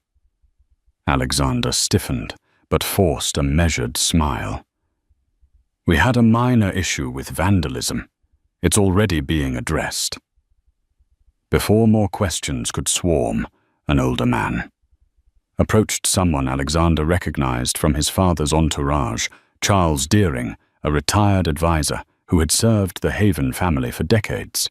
His grey eyes flickered with concern. "We should speak privately," Charles said, guiding Alexander away from the crowd. They slipped into a side passage of the building's lobby. Smooth marble floors reflected the overhead lights. Charles wasted no time. "I believe I have information about who might have carved that name," he said. "I didn't speak sooner because I wasn't entirely sure, but new evidence came to my attention." Alexander's pulse quickened. "Go on." Charles fished an envelope from inside his coat. "Someone sent me still images from a CCTV feed, dated the night the carving must have happened. However, they're from an external camera across the street, not your official site cameras." Alexander took the envelope and peered at the black and white stills. The images showed a figure in a hooded jacket near the building's entrance. The figure stooped in the exact spot where the name was later found. Despite the angle and darkness, it was clearly not Cassandra. The person appeared stockier, with broader shoulders. He flipped through more images. One partial side view, though grainy, made his chest tighten. The face was partially visible, just enough to recognize him as Elias Ward, a childhood friend of Alexander's who had once worked at Horizon Global Ventures, but left under tense circumstances. Elias's family had once been in business with the Havens, but a few years back, Elias had been ousted amid a scandal that implicated him in a questionable real estate deal. Alexander hadn't spoken to him since. He looked up at Charles. Elias. Why would he do this? Charles frowned. He's harbored resentment for a long time. It's possible he knew about your baby's name. He might have learned it from staff or overheard it from your father's lips. Shaken, Alexander clutched the photos. It made sense in a twisted way. Elias was cunning, and if he wanted to strike at Alexander's psyche, carving Adrian into the building was a cruel but potent way to do it. But how did he manage to force a corruption in our security footage? Alexander asked. He's an IT expert, or at least he has connections, Charles replied. He could have bribed someone. Rage simmered in Alexander's veins. Elias had taken a private tragedy and warped it into a weapon. The whole fiasco with the building was to undermine Alexander, to remind him that no matter how high you climb, your vulnerabilities can still be used against you. Charles placed a hand on Alexander's shoulder. Be careful. Confronting him without evidence could be risky, but at least you now know who you're dealing with. Alexander nodded, pulses of adrenaline flooding his system. The revelation brought no solace. If anything, it deepened the emotional turmoil.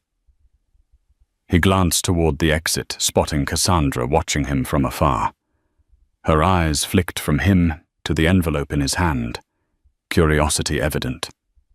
He couldn't confront Elias publicly, not at that moment. But he had a sinking feeling that the worst was yet to come.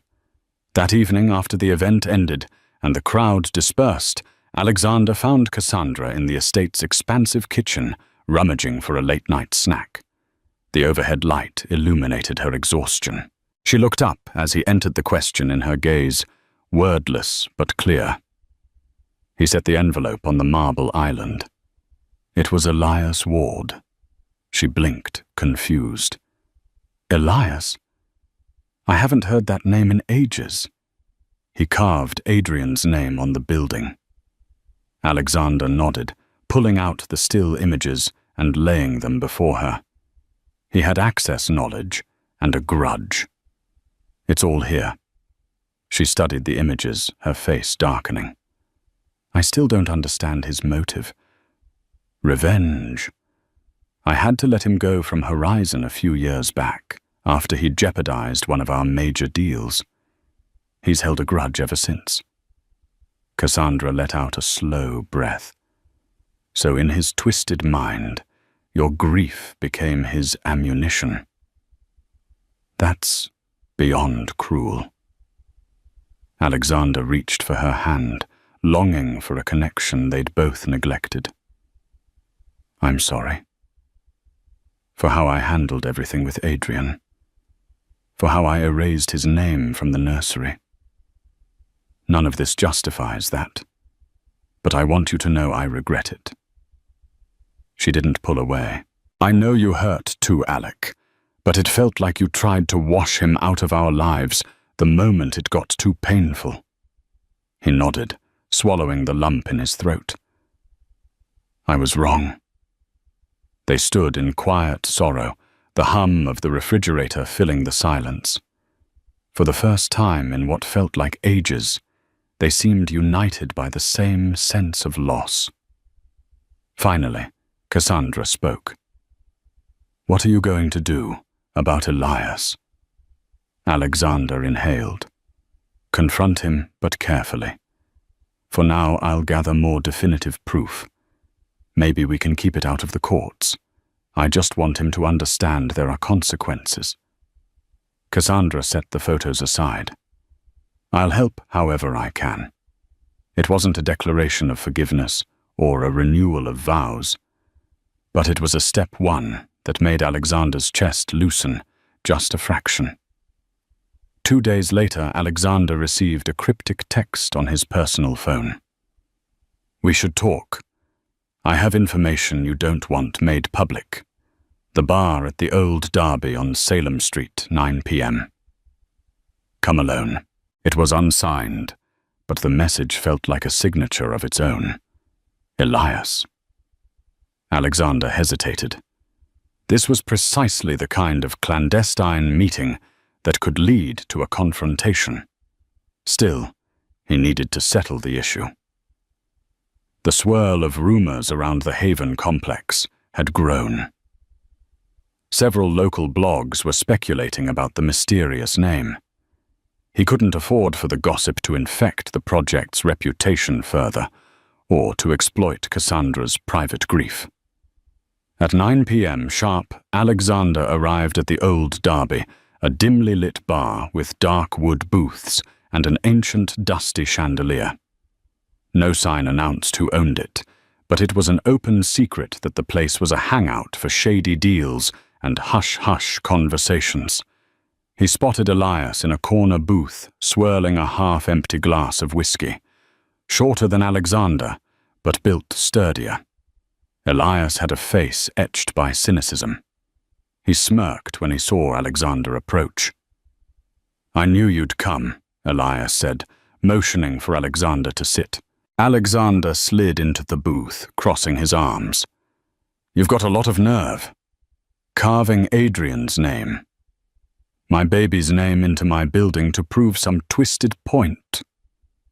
Elias raised a brow. "It got your attention, didn't it?" Alexander bristled. "What do you want?" Elias sipped his whiskey. "An apology. Compensation. A chance at redemption. There was a time we were close friends, Alexander. I grew up with you. We planned on conquering the world together, but you kicked me to the curb without a second thought." "You committed fraud," Alexander hissed. "I had no choice." "You always have a choice," Elias corrected. "And I might have some interesting pieces of information that, if leaked, could shine a less than rosy light on your precious Haven empire. Not to mention some personal details about your marriage." Alexander leaned forward, his eyes aflame. "Is that a threat?" "It's business," Elias said, with an indifferent shrug. "But I'll consider it a personal favor if you reinstate me into Horizon Global Ventures in a senior capacity. Give me a stake in one of your next big projects. Let me back in the game." Alexander stared at him, a swirl of disgust and pity roiling. "You'd stoop this low?" Elias raised his glass in a mock toast. "Come on. We both know what your father taught us.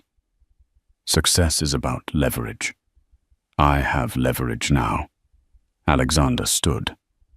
"I won't be blackmailed." Elias shrugged, unbothered. "Then you can watch me dismantle your carefully curated world piece by piece.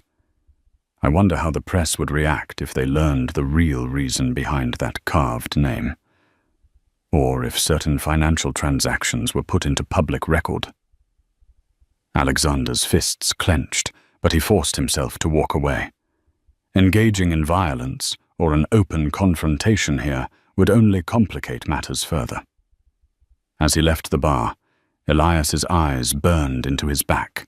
Outside, the chilly air stung his cheeks, matching the fury that flared in him. Back at Horizon Global Ventures, Alexander convened a small circle of trusted advisors: Miriam Kelly, Charles Deering, and an old ally, Jessica Freeman, the firm's head of compliance. They pored over files detailing Elias's previous projects, searching for any vulnerabilities or potential wrongdoing that Alexander could use as a counter-leverage. An exasperated sigh slipped from Alexander as they found only minimal leads. Elias's misdeeds were well documented from the prior scandal, but he had skillfully wiped most records beyond that.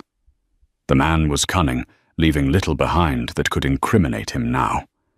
Cassandra, too, joined the meetings for the first time since the miscarriage. She offered a fresh perspective, though her role was mostly supportive. Alexander felt a glimmer of their old partnership, the synergy that had once made them unstoppable.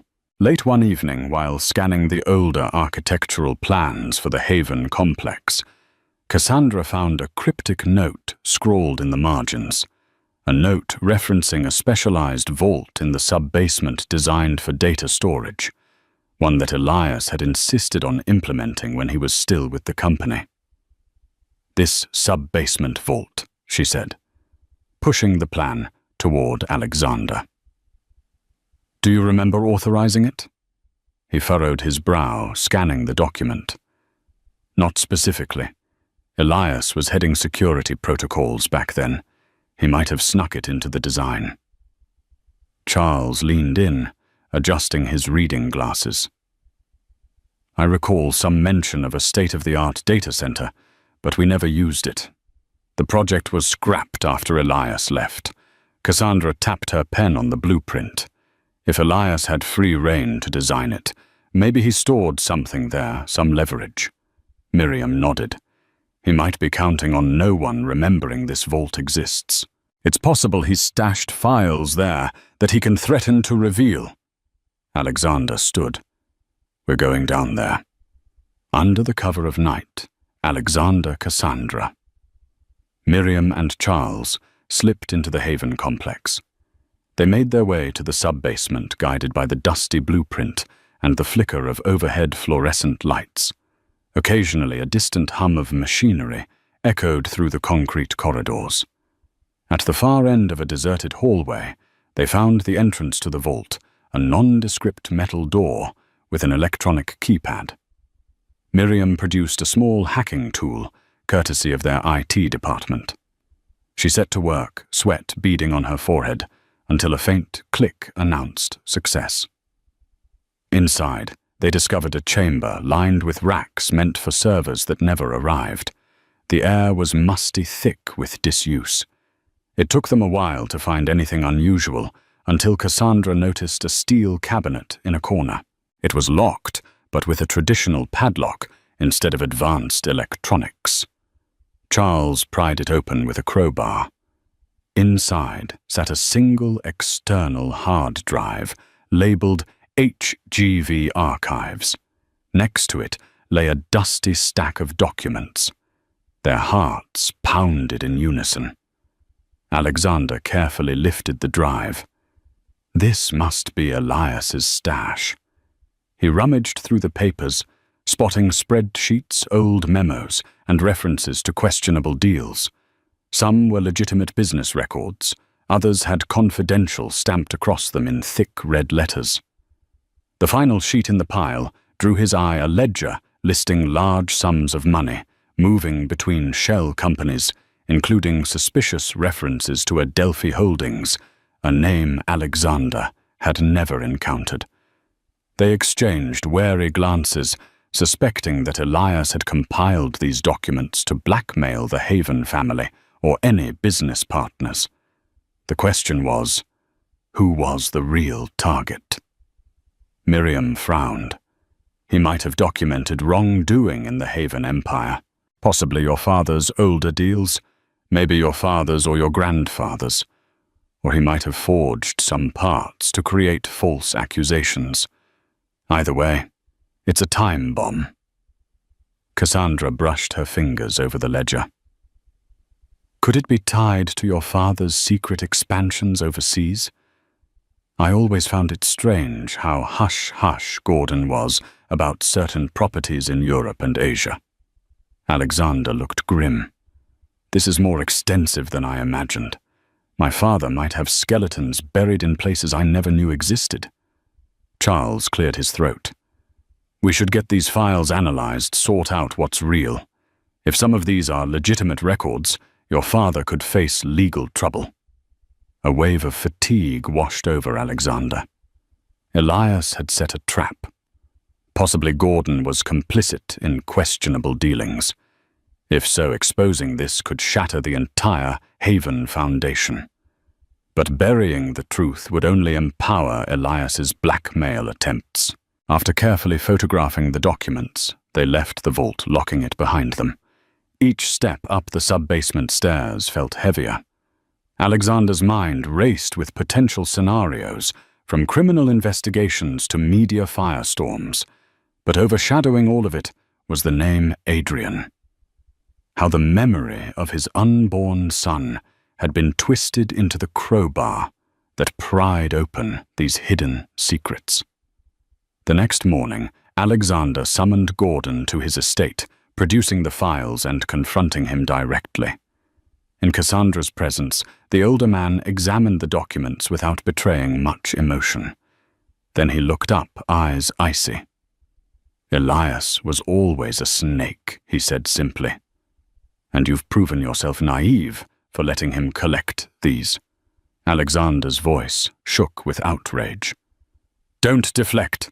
These deals, offshore shell companies, questionable partnerships. This is bigger than Elias. Did you sign off on all this?" Gordon's jaw tightened.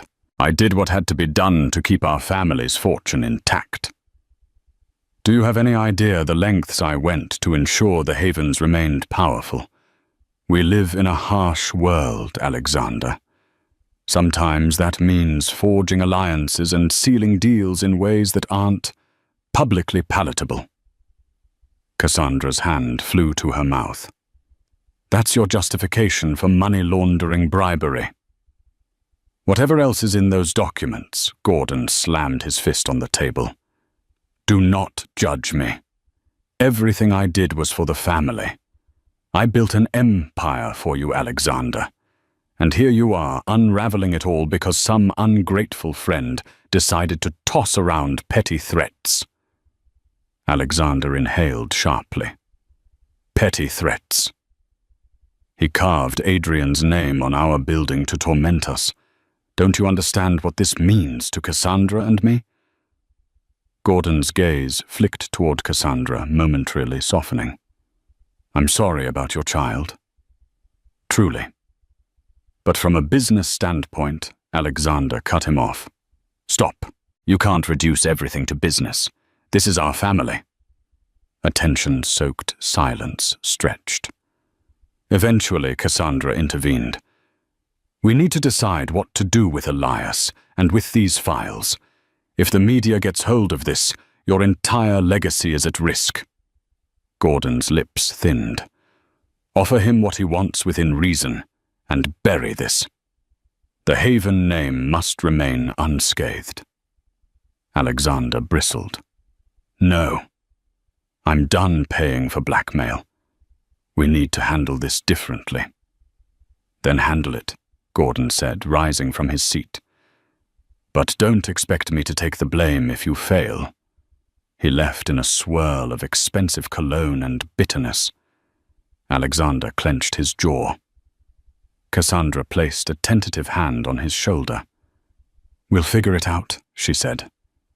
But even as she spoke, fear tinged her voice. Days passed, and the pressure mounted. Alexander and Cassandra moved through the estate like ghosts, each lost in a storm of thoughts. Cassandra tried to break the silence more than once, but Alexander was too consumed with forging a strategy to defeat Elias without letting the blackmail files go public. One evening, as a cold rain battered the windows, Cassandra found Alexander in the study, staring at old family photos. He fixated on one of them, a shot of him and Cassandra in front of the nursery, just after she announced she was pregnant, both beaming with unrestrained joy. It felt like a lifetime ago. She sat beside him, sliding an arm around his shoulders. For the first time in weeks, he leaned into her warmth, letting out a shaky breath. "I keep trying to hold everything together," he whispered, voice hoarse. "But maybe it's time to let it fall apart, so we can rebuild honestly." Cassandra hesitated, her fingers stroking his hair. "What do you mean? I mean, maybe we come clean. Let the authorities see those documents. see if there's wrongdoing, and if it implicates my father, so be it. I can't keep living in this twisted circle of blackmail and secrets. A tear escaped Cassandra's eye. That's a huge risk, Alec.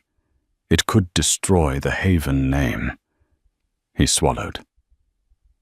Our child was destroyed by secrets, too.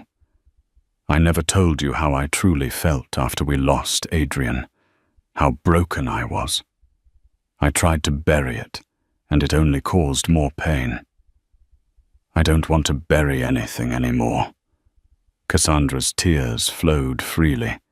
She cupped his cheeks, searching his gaze. I've hated you for wiping out Adrian's name, for ignoring my grief. But part of me knew you were doing it out of your own heartbreak. I just couldn't face it.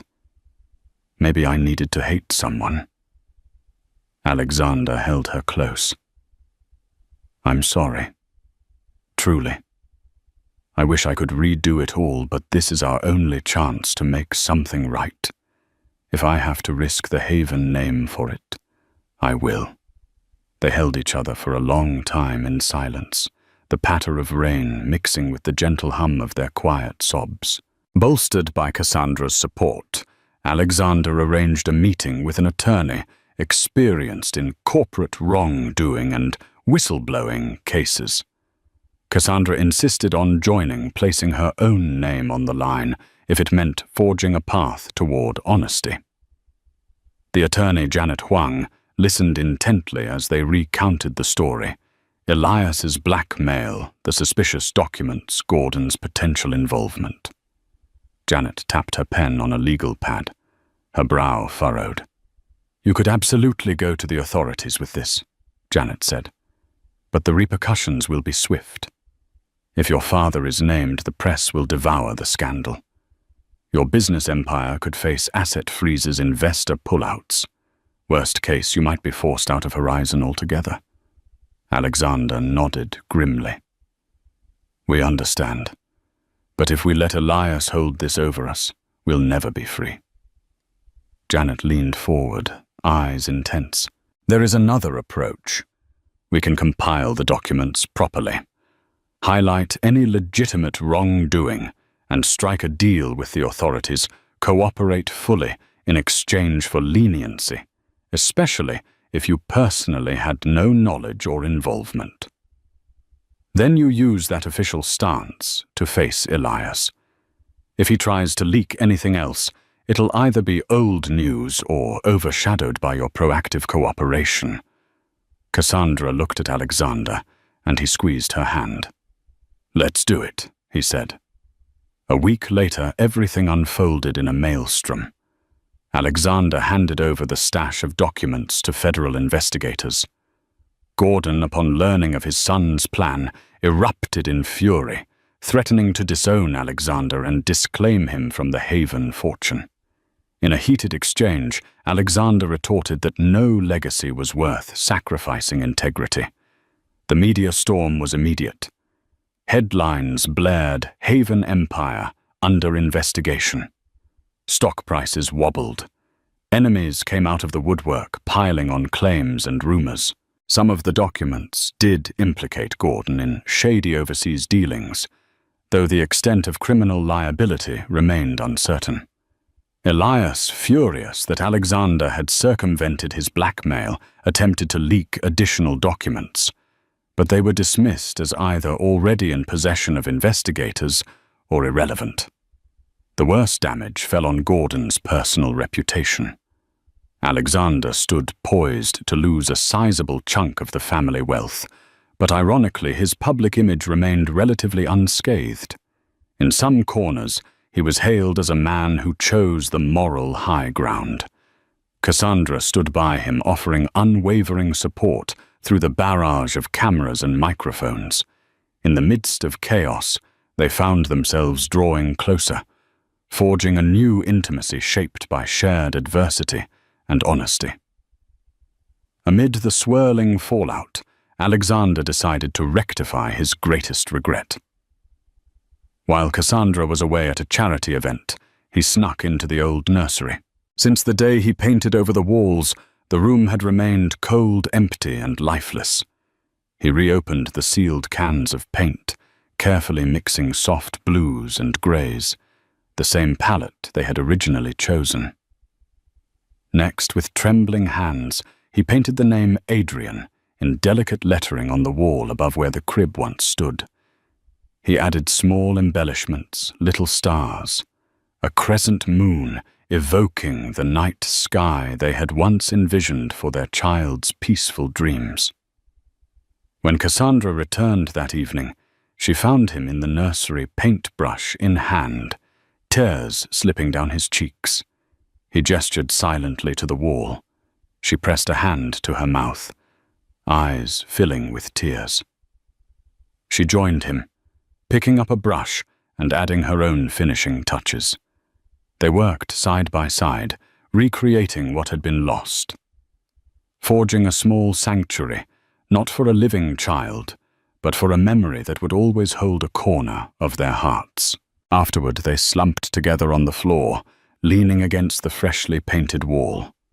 For the first time, the name Adrian brought them solace instead of sorrow. Several months later, the investigations concluded. Gordon faced penalties, steep fines, partial relinquishment of overseas assets, and a forced retirement from the board of Horizon Global Ventures. Alexander took the reins fully, albeit under the scrutiny of new compliance measures. The company survived battered but intact. For many employees, Alexander's willingness to confront corruption ignited a renewed faith in Horizon's future. Elias vanished from Boston's high society rumors, swirling that he fled the country. With no leverage left, his name faded into the background. Few missed him. During a quiet afternoon, Alexander and Cassandra strolled hand in hand through the Haven Complex Plaza. They paused at the stone panel near the entrance where Adrian had once been etched. A faint outline of the letters was still visible even after professional repairs. Instead of resentment, Alexander felt a gentle pang of remembrance. Cassandra rested her head on his shoulder. It's strange how it all turned out. Adrian's name brought so much conflict, but in the end, it brought us back together. Alexander nodded softly, kissing her temple. It's not the way I would have chosen, but I guess fate finds odd ways to guide us. She smiled through lingering sadness. I've been thinking a lot about the future, about maybe trying for another child one day. The corners of Alexander's mouth lifted. I'd like that, he whispered.